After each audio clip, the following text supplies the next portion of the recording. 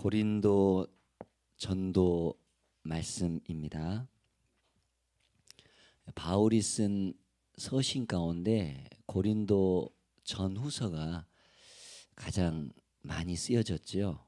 고린도전서는 16장, 고린도후서는 13장, 무려 거의 30장 가량 긴 분량의 이 편지를 썼습니다. 그만큼 고린도에 대한 애착이 강하고 고린도 교회에 대한 사랑이 남달랐음을 알 수 있습니다. 문제도 있었고 또 개선해야 될 점도 많이 있어서 그렇게 편지를 보냈지만, 그러나 이 고린도에 대한 남다른 애정이 바울에게 있지 않았는가라는 것을 우리가 생각을 하면서 이 18장을 우리는 한번 보아야 할 줄로 믿습니다. 저는 고린도전서 후서 이 말씀을 어제 한번 쭉 보면서 오늘 18장은 하나님께서 바울에게 동역자를 붙여주시는 것을 볼 수 있습니다. 큰 틀에서 보면요, 아굴라 브리스길라 이 부부를 붙여주시죠. 그리고 또 디도 유스도를 붙여주시죠. 그리고 해당장 그리스도도 붙여주시고, 더군다나 이제 아볼로라는 그런 성경학자도 이제 붙여주시는 것을 볼 수 있습니다. 여러분, 왜 하나님께서 이렇게 동역자를 붙여주시는가 한번 생각을 한번 해보면 이 말씀이 좀 깊이 들어올 것 같아요. 사도 바울이 주로 전도를 하려고 했던 곳이 아시아 지역이었습니다. 그러죠. 근데 계획이 변경되었죠. 하나님의 환상을 보여주셔가지고 유럽 쪽으로 가게 하셨는데, 열매가 있기는 했지만 그러나 가는 곳곳마다 이 유대인들이 회방을 놓고 소동을 벌이고 힘들게 하는 바람에 너무나 많이 이렇게 피난, 어떻게 보면 피신, 쫓겨나는 그런 상황에서 이 복음을 증거하면서 이제는 바울이 디모데하고 실라도 이제 떨어져 가지고 혼자 아테네까지 와가지고 이역 만리에서 복음을 증거한다. 한번 여러분들 생각해 보세요. 그러면 아무리 사역자라고 할지라도 힘들고 어렵고 외롭고 괴롭지 않겠어요? 그런 입장에서 하나님께서 사도 바울이 이런 어려움을 처하고 있을 때 좋은 동역자를 붙여주시는 이 기발하고 기묘한 능력 많으신 하나님을 발견한다면, 여러분들 우리 인생이 얼마나 풍성하고 좋겠어요. 그죠? 사람은 역시 외롭게는 살 수 없습니다. 뭐 요새 자연에 혼자 사는 사람 있잖아요. 행복해 보일 것 같습니까, 여러분들? TV로 보니까 행복해 보이시죠? 막 먹는 거며 뭐 사는 거며. 그런데 여러분들 혼자 그렇게 살아간다고 생각해 보세요. 밤에 모기, 벌레, 먹을 것. 저는 절대 혼자 못 살겠습니다. 같이 여러 명이서 살 수 있으면 살지. 혼자 산속에서 살고 싶으신 분들은 살아도 좋습니다. 그런데 저는 이렇게 사람들하고 같이 부대에 끼면서 살아가야 좋은 것 같아요. 문제도 있고 힘들고 어렵지만은 사람 사는 세상 아니겠습니까? 그런데 이제 하나님을 믿는 사람들하고 이렇게 살면 더 좋지 않겠어요? 옆 사람을 보면서 나 하나님 믿는 사람들하고 같이 사는 게 행복해 보인다면 정말 좋은 교회죠. 그렇습니다. 이런 이 관점에서 이 18장을 보면 훨씬 더 성경이 열려질 거라고 저는 생각을 합니다. 자, 아덴을 떠나 고린도에 이르렀다. 고린도는 약 20만 명 정도 살고 있었던 무역항입니다. 그때 당시 아주 상업적으로 발달한 도시죠. 뭐 부산, 인천 같은 그런 데 아니겠습니까? 외국 사람들도 많이 들라들고 또 배도 많이 오고 또 이 상업적이기 때문에 부유하고 그러지만 어때요? 범죄도 많고 사건도 많고 그러잖아요. 인천 항구, 부산 항구 여러분들 가보시면 알겠지만 예, 그렇습니다. 그런데 거기에 이제 아굴라하고 브리스길라가 오죠. 예, 이분은 본도라는 그러한 지역 아시아에 있는 그 도 이름입니다. 거기서 난 유대인인데 글라우디오가 모든 유대인을 명하여 로마에서 떠나라. 이 말은 뭐냐면 4대 황제인 이 글라우디오가 이렇게 로마를 치리하고 있었던 황제인데 그때 당시에 아마 로마에서 유대인과 기독교인 간에 약간의 갈등이 있어서 소란이 있었던 것 같아요. 그러니까 로마에 있는 유대인들은 다 나가라 추방령을 내린 겁니다. 그래서 어쩔 수 없이 이 아굴라 브리스길라도 이렇게 로마에서 추방돼서 그냥 나가는 겁니다.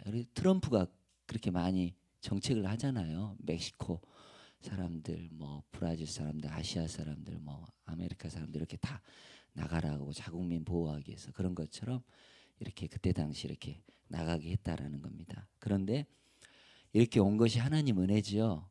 바울을 만나게 되는 거죠. 그런데 생업이 같았다. 함께 살며 일했다. 천막을 만들었다. 직업이 그러잖아요. 자, 저도 그 서울에서 전도사 생활할 때 뭐 기숙사 생활을 했지만 저하고 생활했던 이 학교하고 제가 사역했던 전도사 시절에 사역했던 곳은 이 지하철로 한 3번 정도 갈아타고 갈 정도 1시간 반 정도 갈 가리봉동에 있는 가리봉교회입니다. 한 2,000명 정도 모이는 그런 교회였는데 우리 목사님도 잘 아시더라고요. 가리봉동 구로구는 그때 당시 이 노동자들이 많았었습니다. 지금 뭐 성남 쪽으로 다 많이 빠졌지만 그때 한 가장 붕될 때는 한 3,000명 정도 이렇게 그 교회가 모였었거든요. 그렇게 이 쉽게 말하면 공돌이 공순이 분들이 많이 이렇게 교회 오셔가지고 근데 이제 저도 1시간 반 정도 왔다 갔다 하려니까 얼마나 피곤해요. 그러니까 거기 같이 계시는 준복님 댁에서 같이 살았거든요. 전도사들 한 4-5명이서 그 쪽방에서 이것도 안 돼요. 이 크기도 안 돼요. 이 강대상의 크기도 안 되는데 거기서 4-5명 이렇게 막 한 대짜리 막 자면서 하는데 얼마나 즐겁든지 씻는 데도 없어요. 그냥 이렇게 조그만 데 가서 이렇게 뭐 샤워 틀고 이렇게 뭐 이렇게 하면 하는데 라면도 끓여 먹고 밥도 해 먹고 정말 재밌더라고요. 여러 명이 사니까 이렇게 재밌더라고요. 근데 요새는 방이 넓고 각자 방에서 이렇게 다 사는데 즐거움이 없는 것 같아요. 그죠? 옛날에는 그 조그만 방에서 다 같이 가족들끼리 살았잖아요. 그렇게 함께 산다는 게 참 중요한 것 같아요. 그렇게 일을 했단 말이에요. 그런데 이제 바울이 이 해당에서 계속해서 말씀을 증거하죠. 그랬더니 누가 옵니까? 4절에 실라와 디모데가 드디어 마게도냐에서 오게 됩니다. 성경은 자세하게 기록되지 않았지만 아마 헌금을 가져온 것 같아요. 빌립보 교회라든지 이런 교회에서 그게 이제 데살로니가 이런 전설을 읽어보면 여러분들 이런 내용들이 조금씩은 나와 있습니다. 그래서 바울이 이제 생업을 위해서 일을 했지만 이렇게 헌금도 오고 사람도 오고 하니까 더 힘이 나가지고 이 말씀에 붙잡혀서 일을 했다라는 겁니다. 그러니까 말씀에 더 집중했다라는 겁니다. 여러분들 말씀을 집중하게 못하게 만드는 여러분들 요소가 무엇인가 여기서 한번 여러분들 생각해 보십시오. 저도 이렇게 말씀을 준비하는데 말씀을 못하게 하는 것들이 무엇인가? 말씀을 정말 깊이 연구하게 만들지 못하는 것이 무엇인가? 여러분들 하나님 말씀을 더 간절한 마음으로 베레아 사람들은 이렇게 연구하고 또 봤잖아요. 예. 그런데 이 말씀을 이렇게 우리가 깊이 묵상하지 못하게 하는 방해 요소가 무엇인가 한번 생각해 보십시오. 그래서 예수는 그리스도라. 계속해서 예수님이 그리스도라, 구세주라, 부활하신 분이다. 이런 거를 계속해서 사도 바울은 말씀을 했습니다. 그런데 어떻습니까? 6절에 계속해서 또 비방하죠. 그러니까 이제 지금까지의 행동이 좀 다르게 보니까 옷을 털면서 이렇게 나는 더 이상 이제 유대인들에게 더 이상 말씀 못 전하겠다. 그러면서 내가 이후에는 이방인에게 가리라. 예. 사도 바울은 누구를 위해서 택함 받은 그릇이라고 하나님께서 말씀해 주셨죠? 이방인들을 위해서. 이 전도를 하기 그래도 용이하고 평이한 것은 이 해당이겠죠. 거점이니까. 자, 그래서 이제 거기서 이제 이방인에게 가리라 이렇게 이야기를 합니다. 그러면서 이 하나님을 경외하는 디도 유스도도 만나고 해당장 그리스도도 만나고 온 집안 예수님 믿고 세례도 받는 고린도 사람도 듣고 수많은 믿어 세례를 받는 이런 역사가 있게 됩니다. 예, 그죠? 신났겠어요? 신 안 났겠어요? 신났겠죠. 이제 사도 바울이. 자, 그런데 하나님께서 이야기를 하시죠. 밤에 꼭 하나님은 밤에 이렇게 역사를 하시는 것 같아요. 한밤중에. 어제도 보니까 밤에 이렇게 도망갔잖아요. 밤에 또 말씀을 듣는데 두려워하지 말라, 침묵하지 말라. 그리고 계속해서 예수님이 그리스도다 이렇게 부활했다 이런 소식을 계속 전해라 이렇게 얘기를 하는 겁니다. 그러면서 하나님께서 뭔 말씀을 해주시냐면 오늘 읽었던 말씀 중에 너를 대적해서 막 괴롭히는 사람들이 있을지라도 두려워하지 말라. 내가 너와 함께한다. 이 말씀 들으면 힘 나겠어요? 안 나겠어요? 그죠? 무엇보다도 이렇게 하나님 말씀 들으면 힘 나겠죠?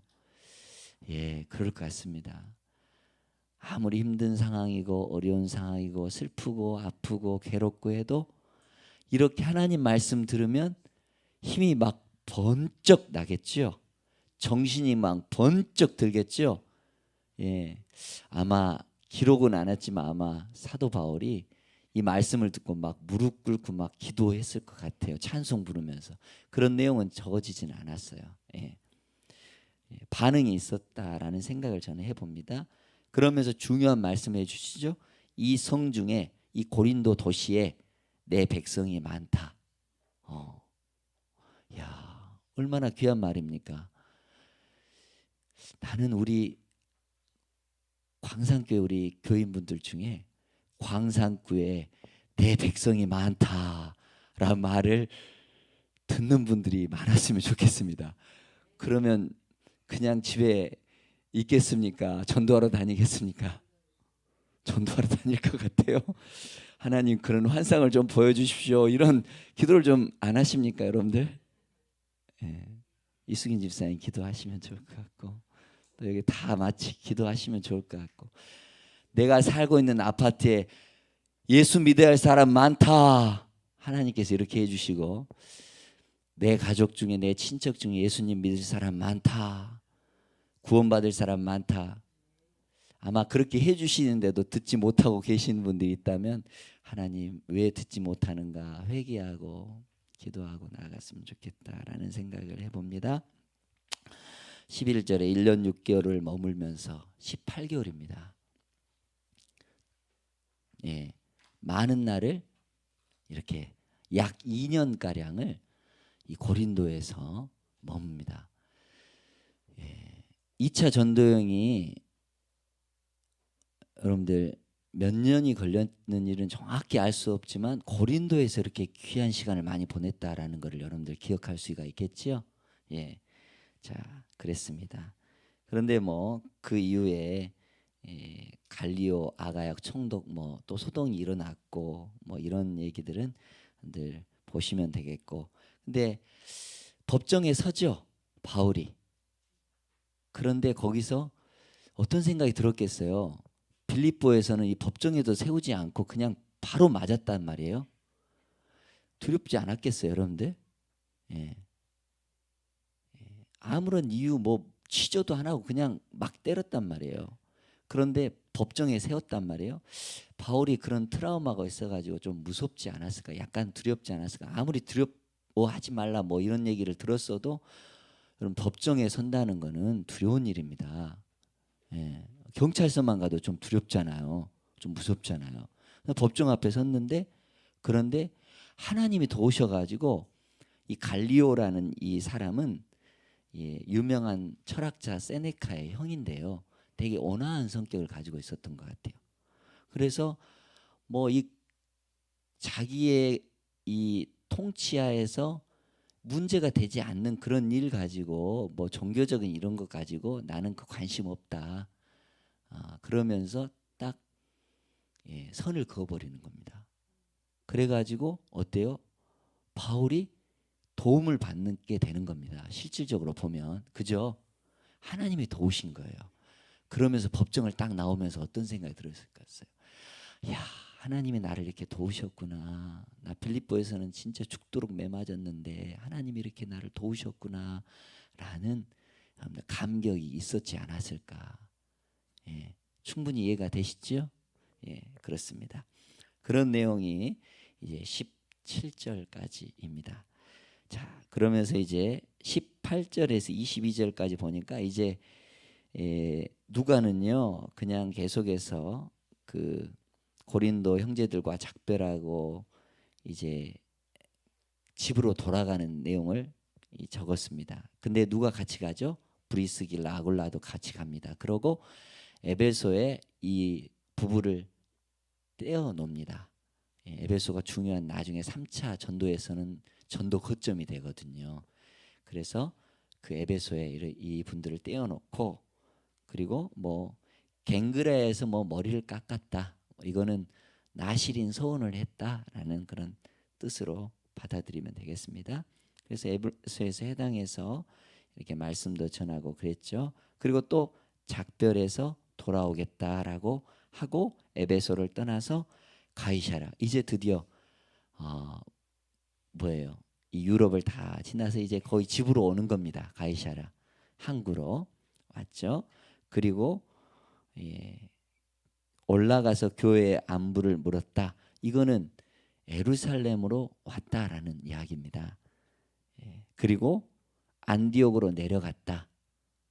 이 말은 이제 파송한 것으로 고향으로 돌아왔다라는 겁니다. 올라갔다 내려갔다. 여러분 조금 헷갈리시죠? 예루살렘은 무조건 올라가는 겁니다. 위에 있어도 올라가는 것이고 아래에 있어도 올라가는 거예요. 왜냐하면 높은 지대에 있었기 때문에 예루살렘 성이 예루살렘 교회가 그렇기 때문에 올라갔다라는 표현입니다.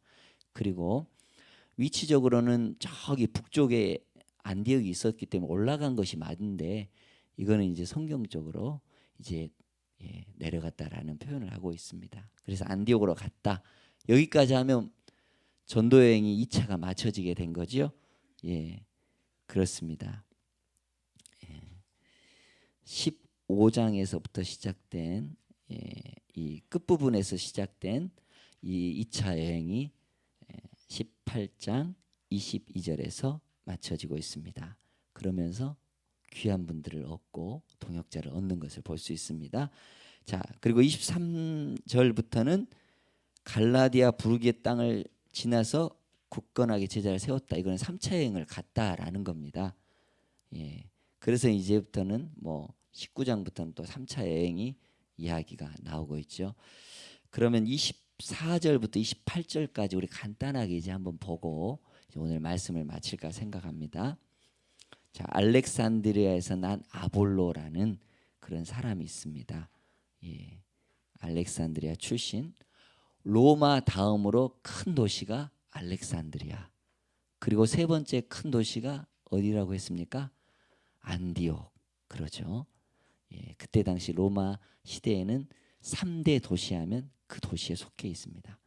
자, 그러면 알렉산드리아는 학문이 대단히 발전했습니다. 그때 당시에 지금은 볼 수 없지만 아주 유명한 도서관이 있었습니다. 그래서 안디옥 알렉산드리아 출신하면 학문이 대단히 뛰어난 사람으로 정평이 나여 있습니다.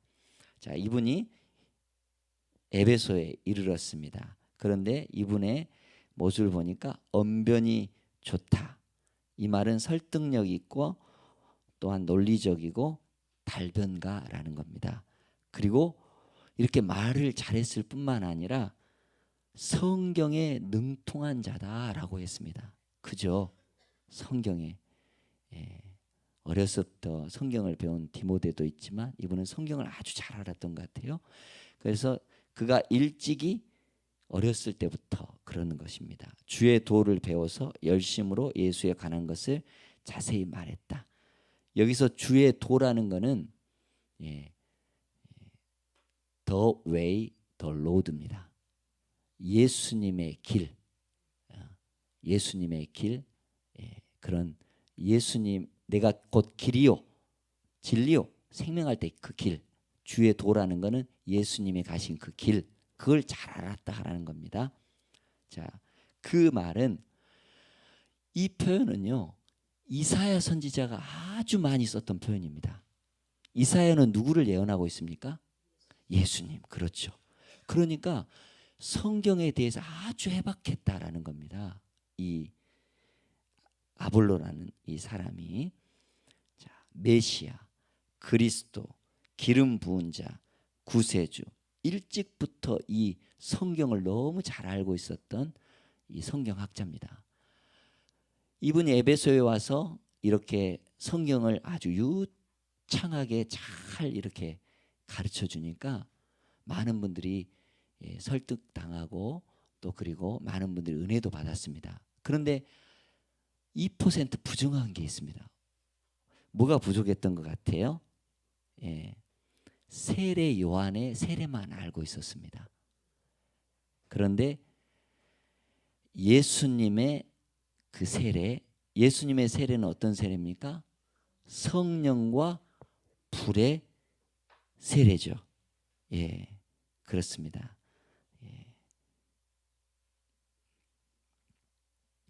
이거를 누가 가르쳐 줬습니까? 브리스길라와 아굴라가 가르쳐 줬습니다.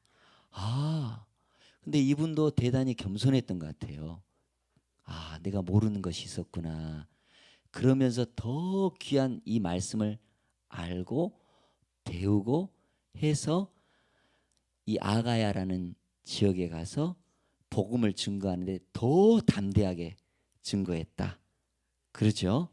그래서 그가 은혜로 믿는 자들에게 많은 유익을 주었고 성경으로서 힘있게 예수님은 그리스도다, 구원자다. 내가 지금까지 이사야의 이 그리스도에 대해서 알긴 알았는데 브리스길라 아굴라가 더 자세하게 설명해 주니까 그것을 빠르게 흡수하고 이해해서 전하니까 힘있게, 할렐루야, 그래가지고 유대인들의 말을 이기게 됩니다. 얼마나 귀한 일입니까? 그죠? 자, 오늘 말씀을 보면서 바울은 좋은 동역자들을 얻게 됩니다. 생업도 직업도 같이 하는 그런 동역자, 또 말씀을 또 같이 나누는 동역자. 저는 말씀 보면서 참 부럽다라는 생각을 해봤습니다. 이런 동역자. 로마서 16장 3, 4절에는 브리스길라 아굴라가 어떤 사람입니까? 바울의 목을 위해서 자기 목숨을 내줄 만큼 브리스길라 아굴라가 충성을 다했습니다. 이런 사람이 있으면 살만하겠죠? 저는 이런 동역자들이 여러분들 가운데 많이 있었으면 좋겠고, 부부가 그랬으면 좋겠고, 자녀가 그랬으면 좋겠고, 서로 이런 구역 식구들이 그랬으면 좋겠다라는 생각을 해봅니다. 하나님은 계속 일하십니다. 그런데 사람과 함께 일하십니다. 하나님, 나에게 동역자도 붙여주시고 하나님의 일을 잘 감당하게 하여 주시옵소서. 이런 믿음의 귀한 우리 분들이 되시기를 축원합니다. 기도합니다.